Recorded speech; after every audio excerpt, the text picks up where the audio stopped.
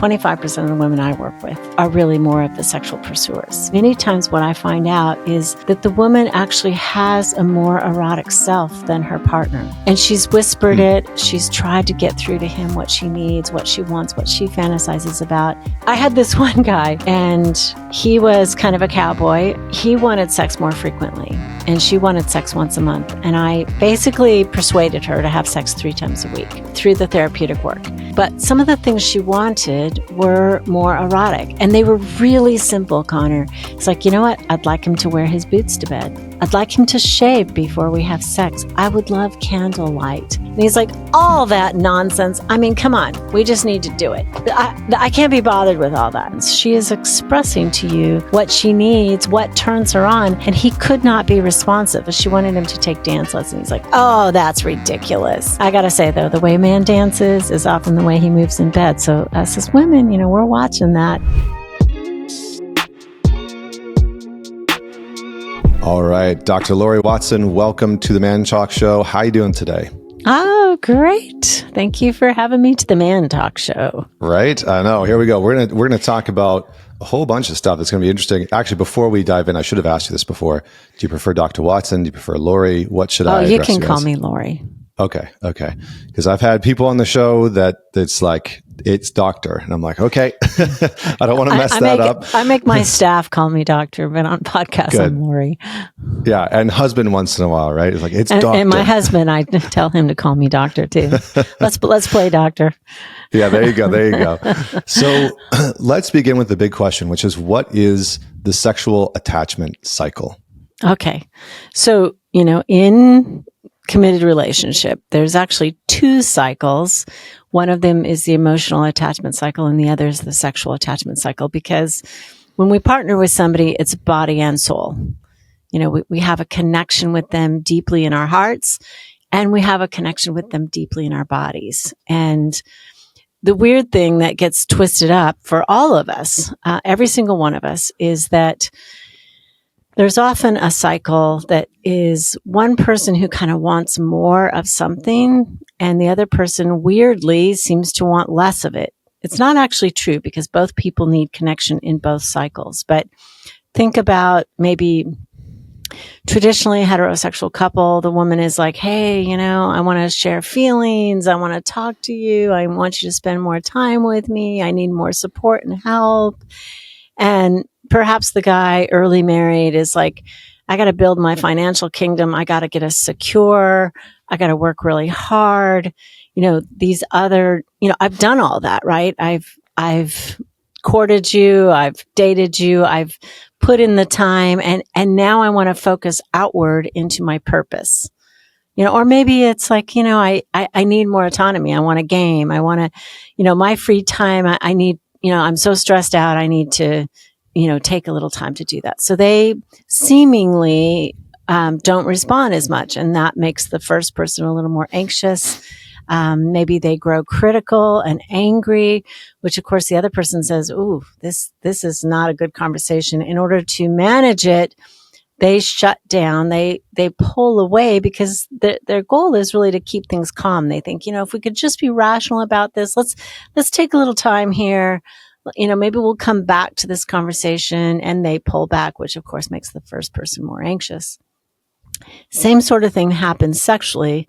Oftentimes, the sexual pursuer, that's what we call this dynamic pursue withdraw. The sexual pursuer, feels love and connection in their body. That's their sweet spot.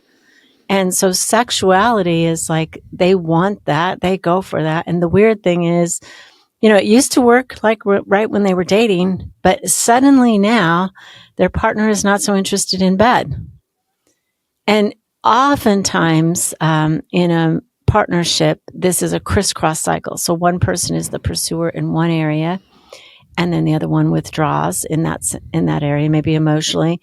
But sexually, that person is a pursuer. And then they seem to be with a person who withdraws. And it's like, I don't get it. Like when we were dating, you used to be all about sex. You used to do everything that was wild and crazy. And like suddenly you have no drive. You have nothing.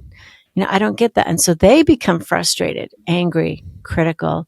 The other person says, wow, I can't make them happy no matter what I do. They feel like they're failing. They pull back further.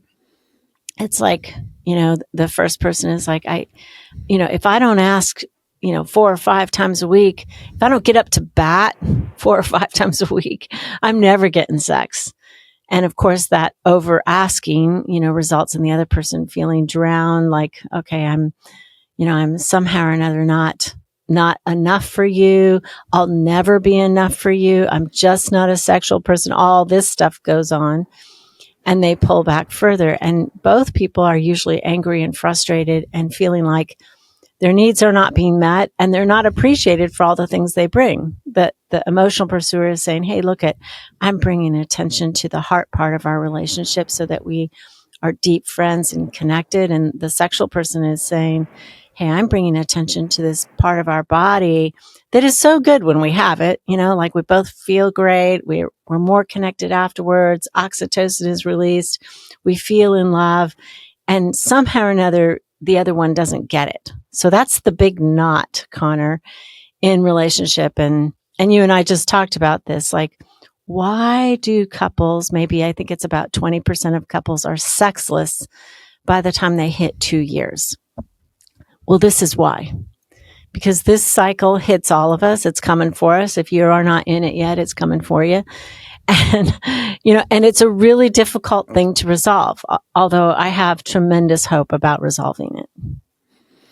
Yeah, it's interesting because as you were talking, I've been running this show for almost 8 years, and Yep.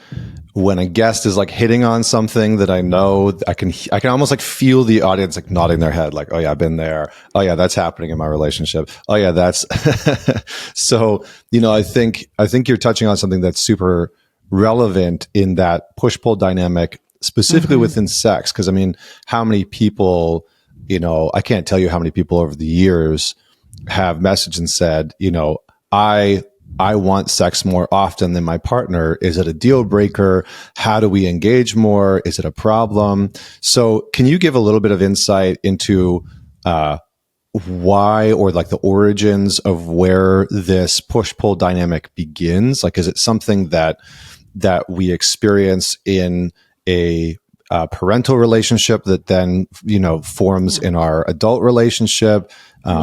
Let's just go with that first.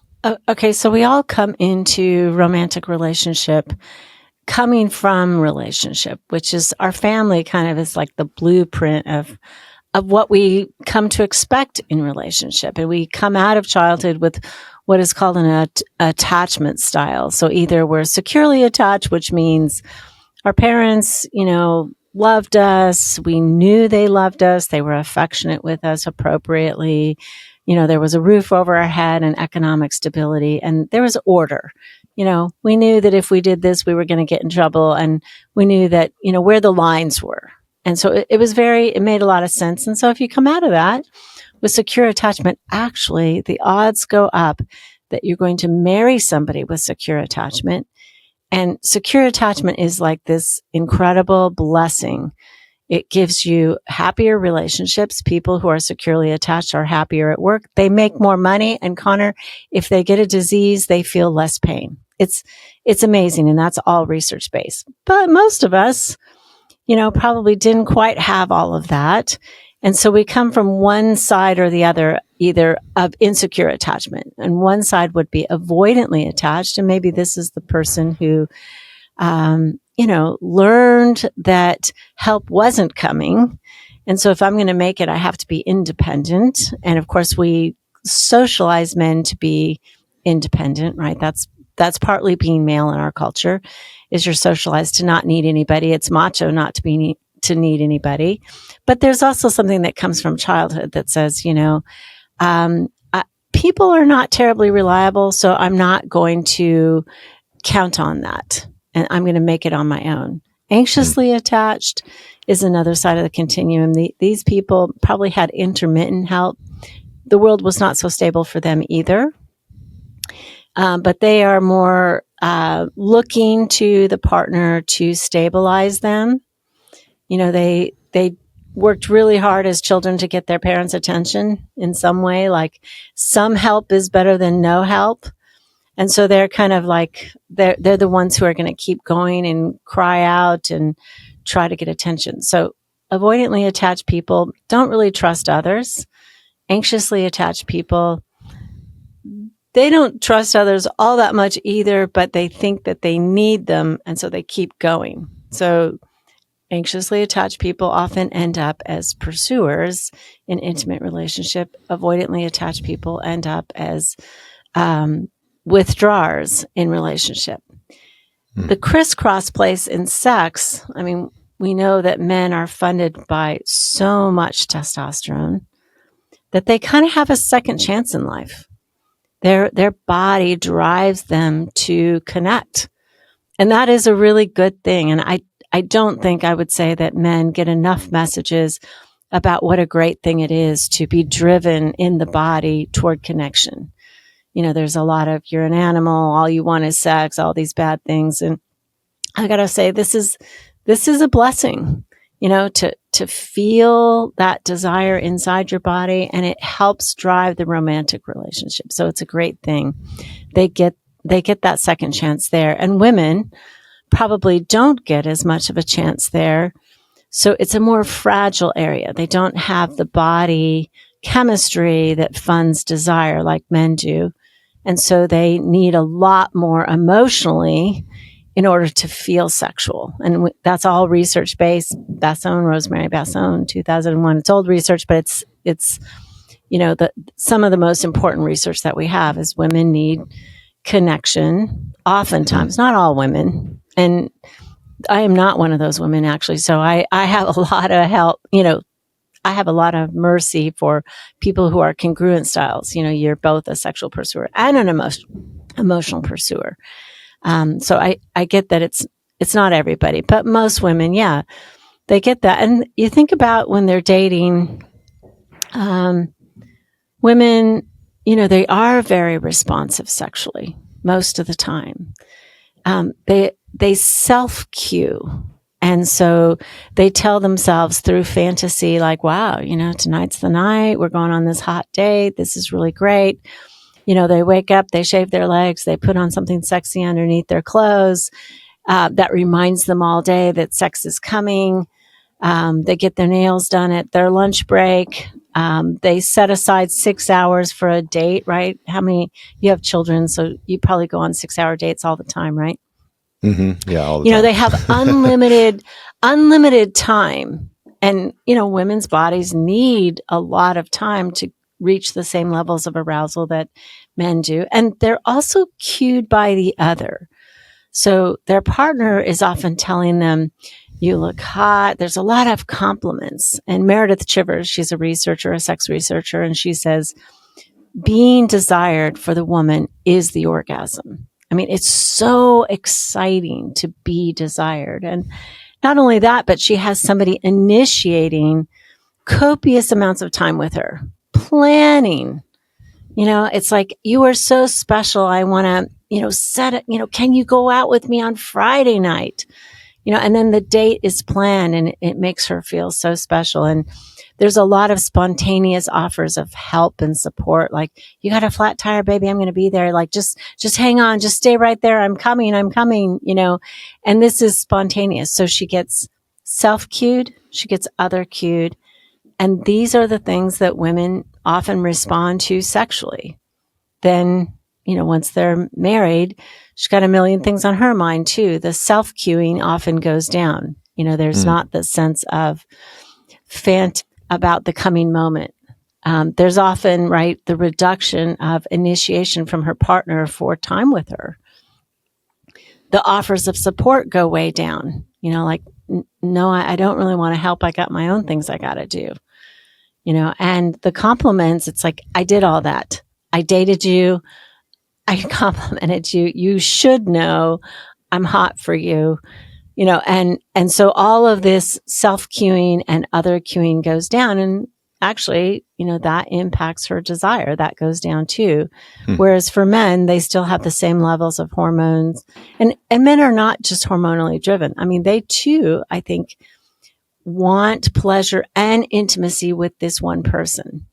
You know, that's how they get it, though, in the bedroom. Yeah. Yeah, I love what you just said, that quote of, for women, desire is the orgasm. Being desired. And it Being is desired. being desired. Yeah. So, yeah. So, I think that is very relevant and helpful for men to for us to keep in mind. Because I do think that sometimes we can be very sort of pragmatic. It's like, okay, well, we're married now, or you know what, we're dating, like we're in a relationship, like like it's almost like the worst in one, Mm-hmm. I got you. We're here. Yeah. We're together, and that should be that. I think I've noticed that in myself in the past for sure, where it's like what else do you want from me? Like I committed to you, Yeah. like I committed Yeah. to you. So like that's the ultimate I came signal up that all those I other want. women. Like I could be right. It's like I could be with other women. Like I've committed to you, and like how is that not like the ultimate cue? And Yep. so I get that, and it can definitely cause some sort of like laziness, I guess, like sexual laziness or like flirtation laziness, where you just stop kind of doing some of those I things. think that it's also, I don't mean to diss men in this. I think it's a difference in terms of how they feel about it. It's like for them, commitment is a huge deal. It is the ultimate cue. Like you said, I have chosen you above all other women. You are mine. I want you more than anything. So all of these, little things feel to them like niceties. We are in a sexual relationship. That's part of our contract. And it is. I fully agree with the fact that, certainly in a marriage, if you've committed to fidelity, you are in a sexual contract, and it's not fair to say, well, I'm not going to be sexual with you, but I'm going to expect fidelity from you. That's a total not fair sort of thing that does happen. It's like, well, I don't want you, but I don't want you to have anybody else. It's like, okay, well, nobody likes that. And I think that's totally wrong.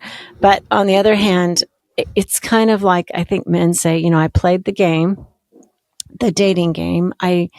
It's kind of like, I don't know, maybe in a corporate situation, I brown nosed everybody. I was the go-to guy. I paid my dues. And now I want the responsibility and privileges that come with this position. And I think I can understand that mentality. It's like the privileges and responsibility that come with the position of commitment are, I trust you. I expect your loyalty. I expect you to care for me, to be, my support, and I expect you to want to have sex with me. It's not just having sex with me. I don't think anybody wants a partner who will just have sex with them. What we really want in a partnership, and this, Connor, is what makes secure sexuality, is a partner who wants to have sex with us. Now, for females, the want is not necessarily my body is pushing me. I feel horny. I feel desire. It's more like you are so important. This life together, this sexual, experience with you is what drives me. I love how I feel. I love how you feel. I love how we feel together. That's often the driver, but we really want somebody who has committed their body to us. Like when I got married, so I'm old, and I stayed up all night to watch Princess Diana get married, and Princess Diana committed to the Anglican vow was, with my body I thee worship. I mean, so powerful, right? It's like we're entering a commitment where we're going to give our body in worship to the other. How beautiful is that? And I made sure that those vows were in my wedding commitment as well. But I think it's talking about that secure sexuality, is really about the commitment and the promise onto an erotic life. It's not just saying, I'll do it with you. it's like, I'm committed to having an erotic life with you. That's really different. And I think that that makes the sexual pursuer feel safe, right? When I feel safe, I don't over ask. I don't feel this frantic demand in me. I don't get anxious. Like, it's like, you don't want to do it tonight? Totally get that, baby.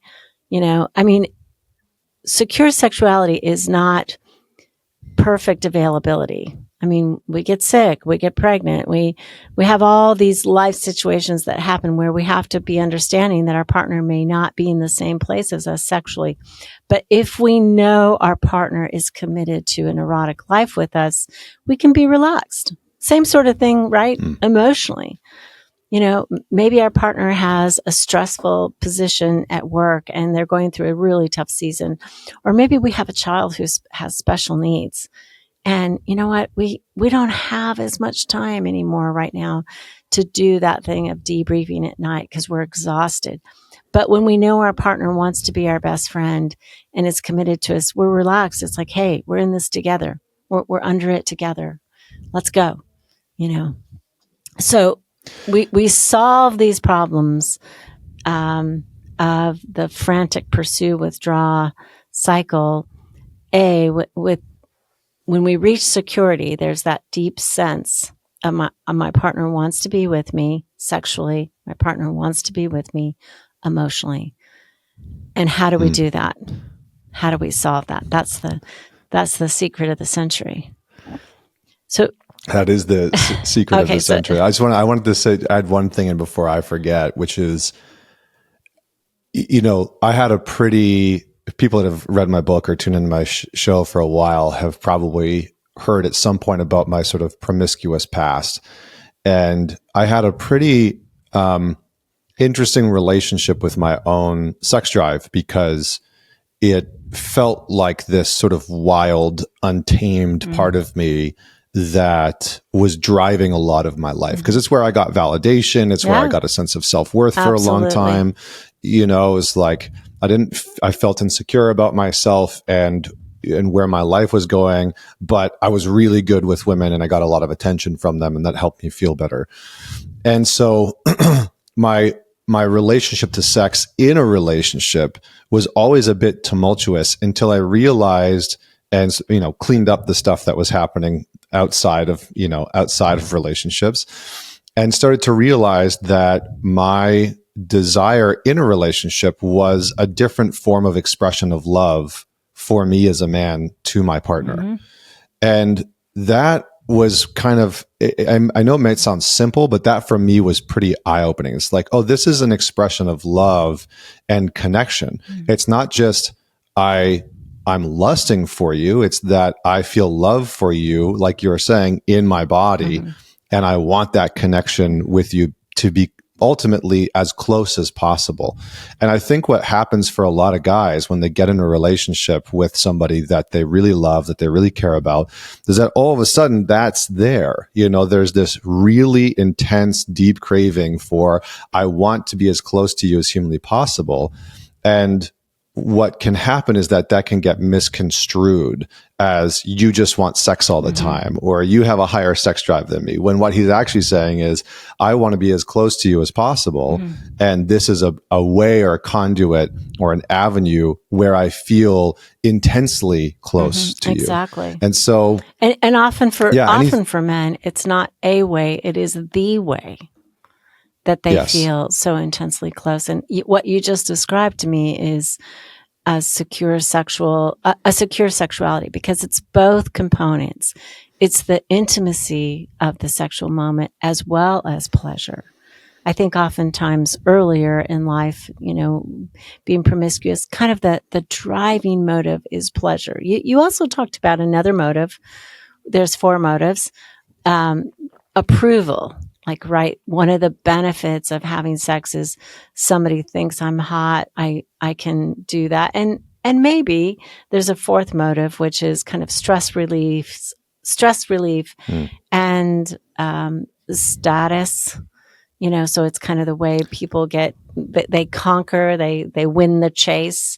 And so that makes them feel good. So you were operating in 3 different motives, maybe pleasure, approval, and kind of that stress relief, status motive.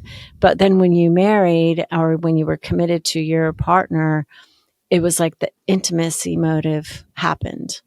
And think about in dating, just since we're there for a minute, many times in a hookup, men, their body more likely is going to experience pleasure. They're going to reach orgasm. Women, without communicating their physical needs, what their body needs, they're only actually 10% likely to reach orgasm in a hookup. So they're not probably in it for the pleasure motive. They are often in it for the approval motive. Like, it's really great. This guy really likes me. He wants to have sex with me. She's driving toward the intimate motive. So think about the disappointment of that. Like, why does a hookup not work for women often is because her expectation, even if it's stated mutual consent, we're talking about consensual hookups, but A, she probably doesn't reach orgasm most of the time. And B, she has this maybe more covert motive of intimacy. If I have sex with him, he likes me, he's going to call again. And he's like, hey, I'm in it for pleasure. And maybe to get the strokes of, you thought I was hot enough to go to bed with me. And, now I won the chase. And so all of those needs are met. Whereas for her, the covert one about intimacy is not met, and probably pleasure, she might have been aroused, but the odds of her reaching orgasm are pretty low. So that's why oftentimes men and women have different experiences in hookups. For him, he gets something out of it and it drives him to do it again. And for her, she doesn't. I mean, and some women are, they are sexually forthright and they say, hey, you got to touch my clitoris for at least 20 minutes, buddy, go down and get busy, and because women come with clitoral stimulation, right? Women need, without a vibrator, about 20 minutes of consistent consecutive clitoral stimulation. And I think men don't know that. They see porn, they see movies, who teaches them that, and even if they do know that, they're in it for a hookup. Their body is driving them toward orgasm. And it's like, do I really have time to touch this woman for 20 minutes? Probably not, so she's kind of disappointed sexually. And I think women, this is another thing, is women have a cultural expectation that men know what to do sexually in bed.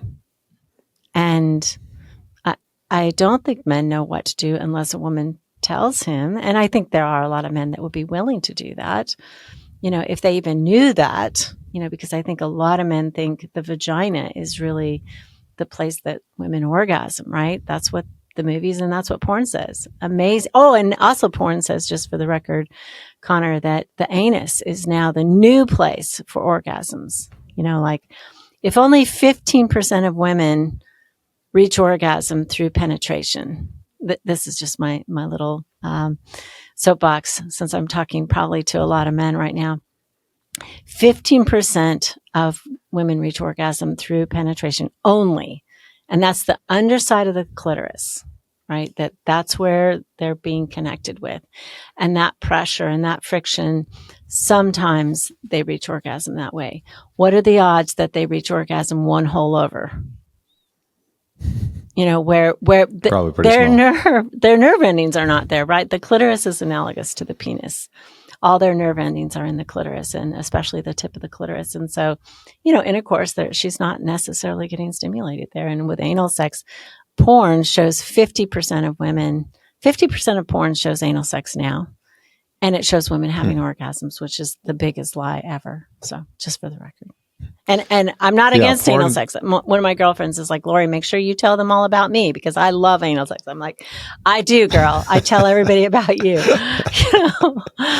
Yeah, I mean, I think porn is a pretty poor teacher because it's entertainment. I actually had a former male porn star on, and I think I asked him, his name was Sterling Cooper, and I asked him the question, if and when you have a son, what will you teach him about porn? Like, what will you tell him? And this guy was in the porn industry for like a decade. And he said, I would tell him that porn is fake, that it's entertainment, and not to bother with it. And I was like, that's great. Amazing. Thank you so much. Yeah. So, there can be a time and place for it, but in terms of education, I think what's happening, unfortunately, is that a lot of young men get their sexual cues from pornography, and then sort of expect, because we as men are very visual, so then we expect a sexual interaction to look like what we saw in porn, or that we have to perform like. And their penis has to be as big as porn. God, do you know the average penis is only 5.1 inches? Yeah. Okay. Yeah. Globally. Yeah. Yeah. It's not what it's, if you actually had the average guy in porn, it would look very, very different. Right. And so, yeah, I mean, it's a very interesting thing. I don't want to get too much. We don't want to get off on porn, so to speak. But I mean, yeah. But I want to come back because I do want to talk about how sexless relationships are formed. Yeah, I just wanted to come back and close the loop on this push-pull dynamic that happens within sex. So the key is, obviously, we want to stop the power struggle, the push and the pull. So how do we do that? So the people who are pursuers, they kind of have to take down the criticism and the anger.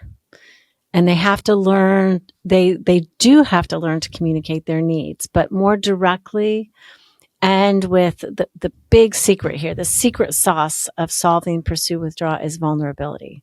I have to be able to say to my partner what you just said, which was, I thought, one of the most beautiful explanations of sex in a secure sex. You said, I want my heart feels so close to you. I want to be as close to you as I possibly can. And I feel it in my body. Yes, I want to have fun in bed.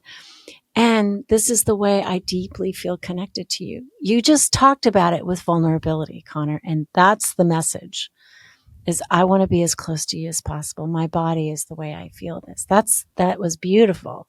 And I think emotionally too, we need to say the same sort of thing. It's like, I long to know you, to hear your inner world, to hear what you think about. It doesn't even matter to me if you're stressed out. I'd listen to that. I just long to hear what's going through your head, and I long for you to want to know what's going through my head. And I need some time for that. And I mean, obviously that's simple. And it's much more complicated in action, because there's always a iteration of that, right? There's some fight that we're dealing with, but talking to each other softly, talking to each other in a way that reveals the underbelly of what we feel is how we get through this. And, I have a podcast, Foreplay, Couples and Sex Therapy, and my partner, George Fowler, and we do a lot of role plays. So we, in many, many different situations, demonstrate how you talk about this, particularly sexually. How do you talk about what you need sexually in a way that gets through to your partner, that doesn't add to the pursue withdraw dynamic? And same thing emotionally. How do we talk about what we need in a way that actually pulls our partner toward us rather than pushing them away? I think one of the things that I just want to touch on that I think is important is, and I've been thinking about how to frame this. I'm not too sure if I really have it. So I might, excuse me if I fumble around on this. I think what's tricky is that sometimes that desire can be misconstrued as lust, right? Because if a man says, hey, this is an expression of love that I have for you, or this is just this is where I feel closest to you. And his partner's like, well, yeah, but what you're saying is that you want to tie me up and spank me. How is that, how is that your expression of? So how do we bridge the gap between the action and the expression? Because I think that sometimes where couples get caught is, I hear you saying that it's an expression of closeness, but the act and the action that you want to go through maybe feels confronting for me. It maybe feels uncomfortable or makes me feel insecure, or I've never gone down that path, or I can't connect those two things.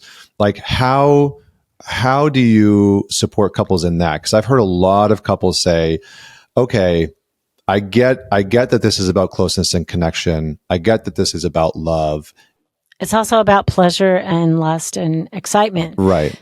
You know, the emotional connection is where we get the deep sense of, I am home with you.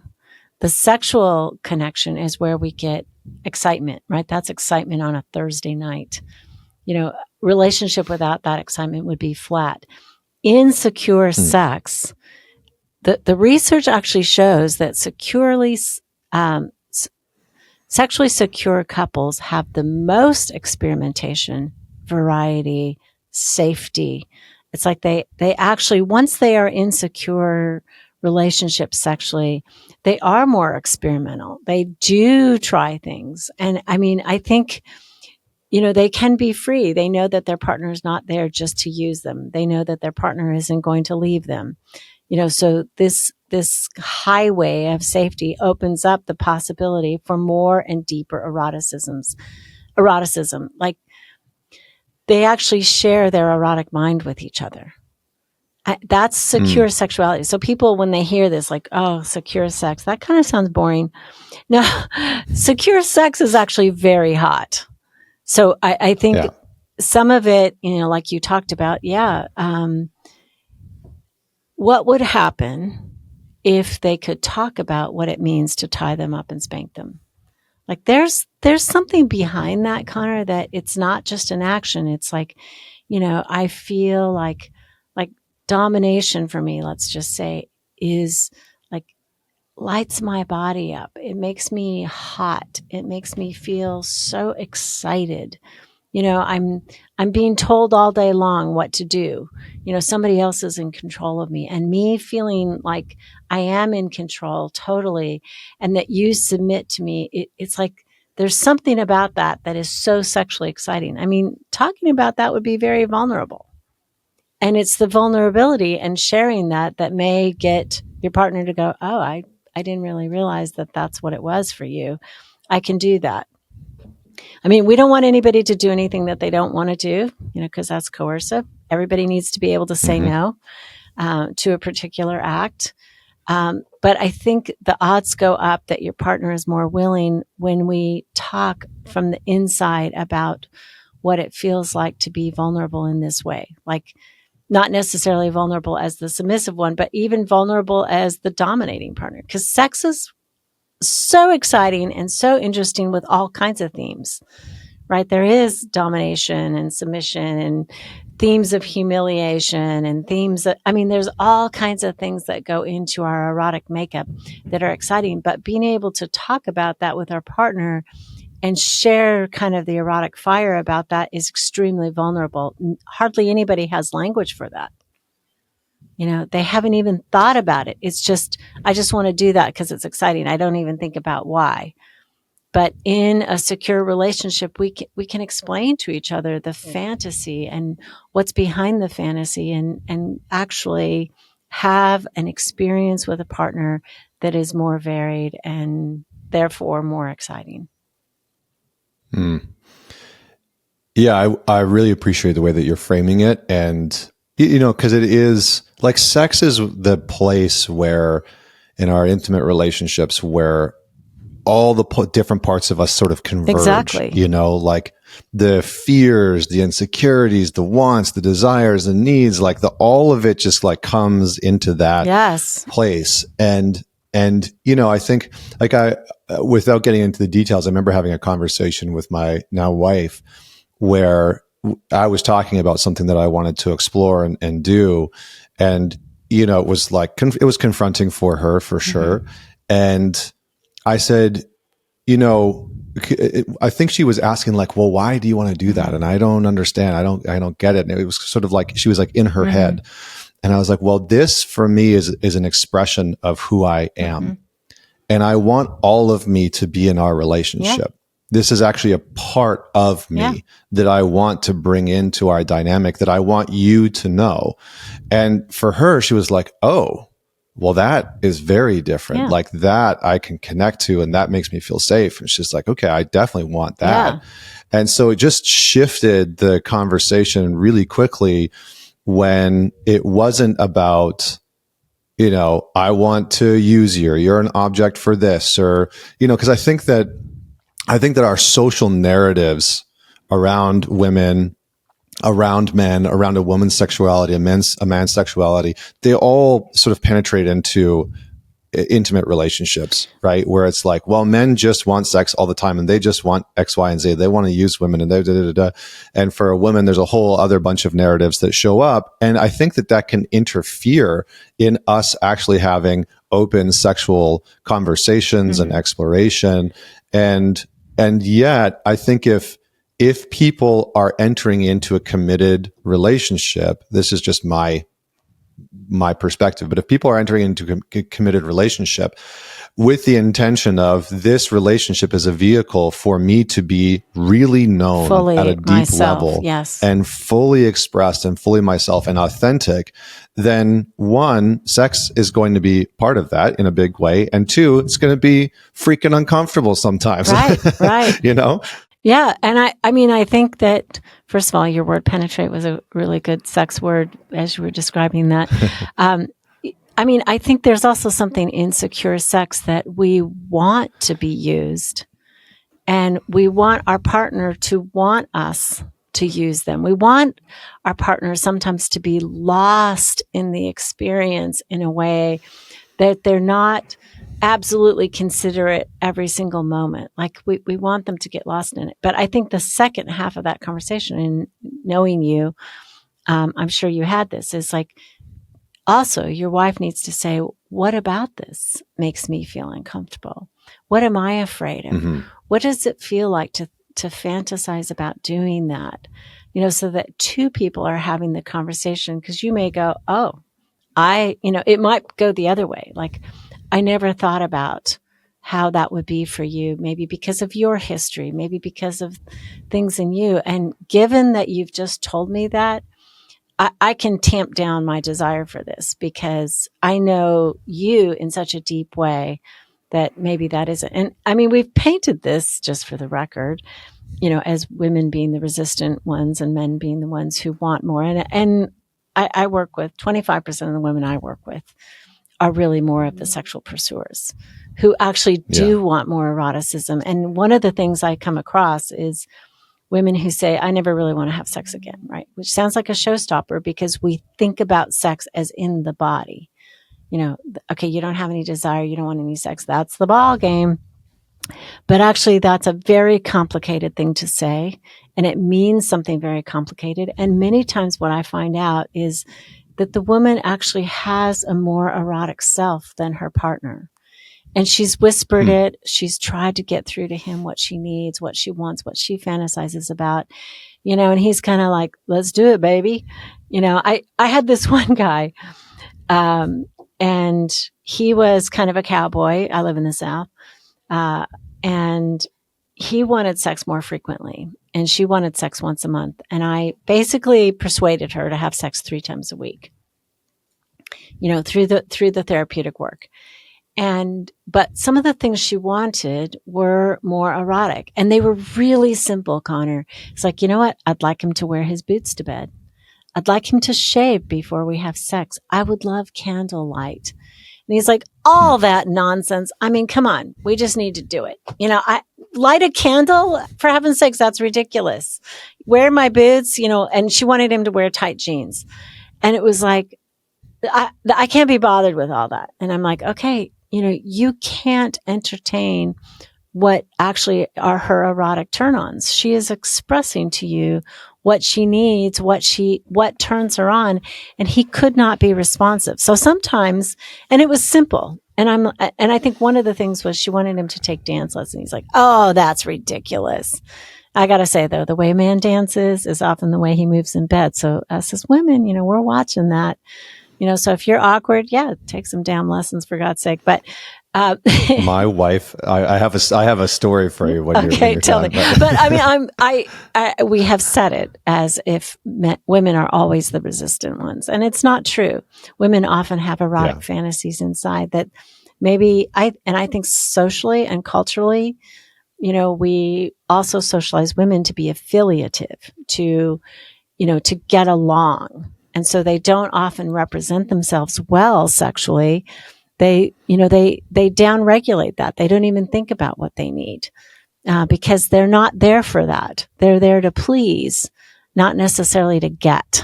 I think that oftentimes, I mean, I get messages from women all the time, because my account is men, and it's like, my husband or my boyfriend has a lower sex drive than me. Right. And what can I do? And how do I help them? And I want sex more often. So, I mean, it definitely is out there. And I think what, part of that challenge and that dynamic is that usually the guy has a lot of shame around it because the narrative predominantly is that men have a higher sex drive or that men should have a higher sex drive. Yeah. And so that creates one of the complications. The really quick story, I won't tell us your story. Come on. That's what makes it fun. But when my wife and I first started dating, I was living in Vancouver and she was living in Manhattan, and I had flown out to see her, and we had spent like a week together. And then I flew down to Miami for work because I was putting on events in different cities all over North America. And I got to Miami and she said, she called me and she said, I want you to come back here. Because we had gone on basically like a week's worth of dates. We lived 3,000 miles apart. We were trying to, it was like, are we going to do this? Like, this is interesting. This is kind of wild. And so I said, okay. So I changed my flight. I flew back, and not knowing how it was going to go, but I was like, I'll come back for another week and we'll kind of see what happens. We'll go on some more dates. We're going to stay in bed. And so she plans. That's what we're going to do. That's what you were really saying. We're going to stay in bed for a week. Yeah. We're going to stay in bed. And so she plans this date night with one of her best friends and her husband. And so we go out for dinner with them, and then we go out for a drink. This is back, I was still drinking. And so we went out for a drink at the speakeasy. And then they say, we're going to go to this place called Bob's. And I was like, well, Bob's, that sounds like a pub, not a pub. We enter into this little tiny nightclub, like small nightclub, at like 12:30, 1 o'clock in the morning. And it is absolutely freaking packed, wall to wall people. And it's just playing like old school grimy R&B, and everybody is just grinding on each other. And I was like, oh, I know exactly what you're doing. You want to see if I can hang and dance with you. I was like, I got you. And so it's like this funny story now that she put me to the test. Yeah. Like, can he hang? Can he dance? Yeah. Cause that was a big piece. And so it was pretty funny because on the cab ride home that night, it was like 2:30 in the morning, and her best friend was like, I think you passed. And I was like, I knew it was a test. Connor had moves. I knew it was a test. Connor had moves. Yeah, I was like, is Connor going to stand over in the corner and not dance, or is Connor going to engage and get some? Yeah, and so awesome. No problems there. But okay, so let's shift gears a little bit into what creates a sexless relationship. How does that even happen? So, I mean, I think it's this dynamic. It's the power struggle between the pursue withdraw cycle, oftentimes emotionally and sexually. So it makes so much sense because this is ubiquitous in every relationship. And right, the withdrawer gets a little hardened and stonewalls and shuts down. Maybe it's they're shutting down sexually, or maybe it's, emotionally they're shutting down. And you can see how tempting it would be in a crisscross system for both people to shut down. You're not going to have sex with me. Fuck you. I'm going to I'm not going to talk to you. Why would I've committed to you and you're not even, going to be in bed with me? It's like, no. Or maybe it's like, you're not talking to me. I can't even fathom being sexual with you when you haven't talked to me all week. And so that goes on, and it starts out small and it gets deeper and deeper and deeper and more disconnected. And that disconnect feels like a place we can't come back from. So, I mean, to me, it makes so much sense because people are not trained. They don't talk about it. Maybe the only relationship they saw up close was potentially their parents, and if their parents were successful in their own romantic relationship, probably the partner is secure and they're not going to get into this deep power struggle, or they're going to have ways to get out of it. They're going to know how to repair because everybody has problems of disconnection. Every single one of us in relationship does. But the couples who are successful know how to repair and how to get out of it. We know how to, come to our partner and talk about what we're feeling and to be curious. What happened for you? And we're not impatient and we don't say, well, that's the thing that you do to me, or, that's what I'm feeling. It's like we listen and we're careful and we validate. So, I mean, I would say to resolve these things, there's a quick little acronym, and it's going to take a lot of reiterations if you're sexless to do this. But you got to reflect when your partner's talking about what they feel, regardless of how hard it is to hear. Like maybe they say, I don't want sex because I have so many things to do. Sex is the last thing on my mind. We have to reflect. We have to say, yeah, I see you. You're busy. And so sex is just the last thing on your mind. We're literally saying back to them what they're saying. And, a lot of psychologists have taught us, like, no, we want to synthesize what somebody's saying. I'm telling you, use their exact words and nearly parrot it back. You have to have your heart in it, because if you're just saying, yeah, without any kind of heart, then the person doesn't care that you're listening. And then we have to validate, that makes sense. I know this new job has happened. I know that you're in grief because, you don't live near your sister anymore. And, you've been struggling making friends and you've tried so hard. We have to validate their experience. And then the E in Rev, which it's the meat and potatoes, is actually the R and the V, the reflection and the validation. The E is kind of like salt. We have to ask little tiny questions that evoke in our partner more information, because we want to hear everything. So it's like, when I ask you on Thursday night, what happens for you? Open-ended, tiny questions, maybe a little bit further, so that we can hear the whole story. And we may not like the whole story, Connor. We may not like it, but this is a conversation that has to happen over time. We have to have many of these little conversations. And it turns out that when somebody has been listened to, that's not psychotic, when they've been listened to, they de-escalate, right? Some of the fight goes out of them. Somebody is caring about me. They want to hear my story. Okay, I don't feel as escalated. And when I'm not as escalated, I can, it turns out, listen to you. I can reflect what you're saying. I can validate the reasons you feel this way. I can ask you tiny little open-ended questions that draw your story out. And if you do this over time enough, and then you respond with vulnerability, like, wow, I got to say, when you said that to me, what I told myself is I'm not good enough for you.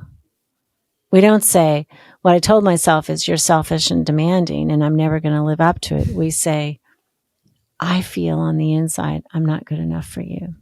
Or I worry deeply that, if this keeps going, you're going to leave me. It'd be very tempting right then to go, and I am going to leave you if this keeps going the way it is. So in sexlessness, I mean, it's really a symptom of the disconnection in the couple. And, I'm talking about a simple little communication technique, which of course is important to have good technique in terms of repair and talking to each other. And the hardest part, though, Connor, is the vulnerability. When somebody has heard us, to talk about our inner and underlying fears and anxieties. It's like, I am afraid you're going to leave me. And I am afraid that I won't be enough for you sexually over time. This terrifies me. And, if you're listening to that and the person has not been enough for you sexually, it's really hard. It's really hard to stand in their boots and to imagine that. But actually, being able to affirm to the person, I get it. I'm so critical. I always bring to you my anxiety. It makes so much sense that you're afraid I'll leave you. And that would be really scary. And in that sort of situation of fear, very hard to open up erotically and sexually. I really get that. And we're afraid that if we affirm and validate our partner's fears, that we're actually giving them permission to continue. But actually being seen deeply by our partner for the very thing we're afraid of opens up freedom. So it's counterintuitive. Like, why would I want to tell the person, I get why you're so angry? That deep underneath that is this utter frustration of not being able to tell me who you are on the most primitive, deepest level, this part that wants to share with me. And so I understand this rage that, when I can't hear it, it makes so much sense to me that you go there, because underneath that, you're thinking, I may never be known. Even though I hate the rage, I hate the anger, like, I'm not giving permission for that. I'm just trying to stand in your boots. I'm trying to understand you. I'm trying to know you. And I'm temporarily putting my needs and myself aside. This is a conversation. It's not the last conversation we're going to have. I may have 3 conversations with you where I get you, where I try desperately to understand you. And then we, eventually turn around and have 3 conversations where you desperately try to understand me. And that's healing. And that very frequently creates a new kind of relationship where sex is again possible. I'm curious about what the major blocks are to this process of reconnection after sex has maybe dwindled, because I would imagine that for couples, if you haven't had sex, I don't really know what the definition of a sexless marriage or relationship has kind of been. There's many different ones, right? It's like sex less than 10 times a year, or sex less than 3 times a year, right? And then you have people that it's like there's no sex whatsoever. And so, if you haven't been sexually connected with the person that you're with for 6 months or a year, that it could be maybe pretty awkward or a lot of pressure. So what are some of the pieces that people have to navigate entering back into sex after it's been a long time? It is awkward. And the good news would be this couple has decided to re-enter a sexual connection. So I would say a couple of things. I had a couple who had been sexless for 25 years. And there were so many reasons, Connor, and most of them were actually misunderstandings. And he said to me, she's not sexual. She never masturbates. She's never even thought about sex. Well, it turns out 25 years later, she's actually a fully developed erotic soul. She does masturbate quite regularly. She also has erotic fantasies, and she has very adult ideas about sexuality. But because they didn't talk about it because of early injuries, they didn't talk about it. So he didn't even know her sexually. So starting to hear this was like brand new. And the way they re-entered was with a hot and heavy, sexual encounter. They went out, I think it was after therapy, they went out to dinner and they went to bed and had wild, crazy sex. So wonderful. Sometimes it's like they're gun shy. Maybe what has happened is there's been some performance failure, and I'm so anxious about, the person, maybe the male had premature ejaculation, right? And he makes up in his head that, she's disgusted with him. And so it's really fearful to come back into that moment and risk that again. So maybe they get a little help from a sex therapist, that wouldn't hurt, and they make an agreement. Let's go slow. I make you come, and then I'm going to go for broke. And it turns out healing premature ejaculation is super simple. 95% of it responds to behavioral mod. And one of the ways that we heal it is go for broke. It's like, don't think about trying to prolong it. Just try to come as fast as you can, which is paradoxical, because if you're trying to come as fast as you can when you're afraid about coming too fast, suddenly you have this permission and you don't come as fast. So I mean, it could be many different ways, but certainly being naked together again, taking a long bath, reintroducing your bodies together to touch and sensuality. The good thing about sex is it is rewarding. Our bodies like it. It feels good. So once we get the ball rolling again, it's very apt to stay rolling. People go, well, if I have sex again one more time, I'm just going to be set up again for all that disappointment and despair. It's like, certainly the paradigm has to change. We have to enter it with vulnerability. Because if you're entering it and you haven't had those deep conversations of expressing your longing and expressing those things, if you're just saying, okay, we're doing it, it's been 6 months, we're doing it, the underlying paradigms of the reasons that it became sexless have not changed. So that's probably a recipe for disaster, because you do get set up, you do have great sex, and then you go through that whole longing phase again of, I don't know why it stopped and I don't know how to keep it going.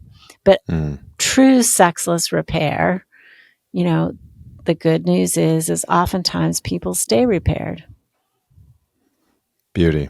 I feel like that's probably a good place for us to end, with a little hope and a little optimism around sexless relationships. Where can people go to find out more about you and your work? So, I mean, they can Google Laurie Watson, sex therapist, and find me. I have a podcast, Foreplay, Couples and Sex Therapy, but we're pretty big in the sexuality field. I think we're usually about number 7. So we're on wherever podcasts are found. We do role plays. We talk about information. We're all about sex, and we talk about these dynamics quite a bit. I do intensives. So with couples, if they have the means, they can fly into my home state, and I work with them like 12 to 16 hours, and that's Laurie at awakeningcenter.org. So like org, like orgasm, and not com. Yeah, we'll have the links to all of that in the show notes. And for everybody that tuned in today, this is definitely one of those episodes to listen to with your person, with your partner, with the person that you enjoy life and sex with. So share this episode with them, man it forward. This might be something that you want to tune into together or separately and then have a conversation about. But as always, thank you so much for tuning in. Until next week, this is Connor Beaton signing off.